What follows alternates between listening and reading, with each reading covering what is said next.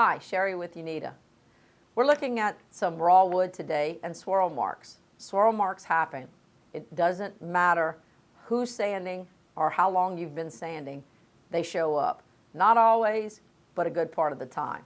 One of the problems is different types of wood species. Older sanders may not be spinning at the same RPMs that they did as when they were newer. You might have an abrasive that has a stray grain. It could be a number of different reasons, but we see them in woodworking. We're okay in paint, but when we get to stain, it's a very big problem. It will be a darker mark on the door. So when we start looking at how we sand, it's very important that we follow the techniques that we sand and that we don't spend an extended amount of time on the part sanding.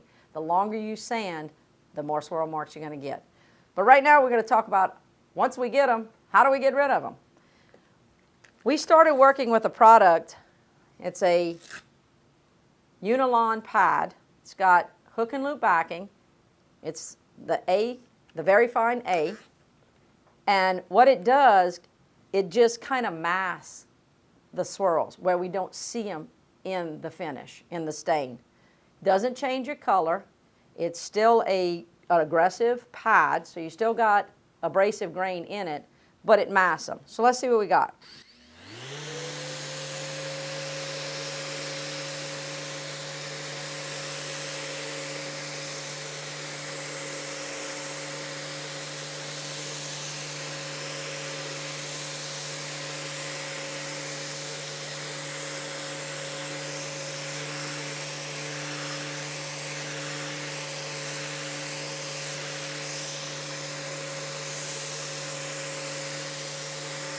You'll notice I went over the top several times, and the reason being is because this is a tedious process. You don't just run over it once and they go away. It takes a lot of pressure, a lot of digging in to get these kind of swirls in wood, and it's going to take a little bit of work to get them out.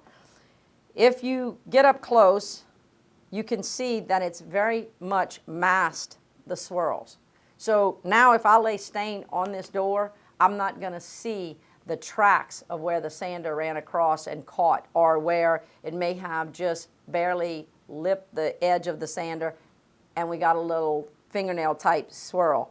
I don't see any more lines from the sander where it's skipping across the surface, and it looks like a nice surface. Looks like we could take this into and stain and be in good shape. If you have any questions, let us know. Again, thank you. Have a great day.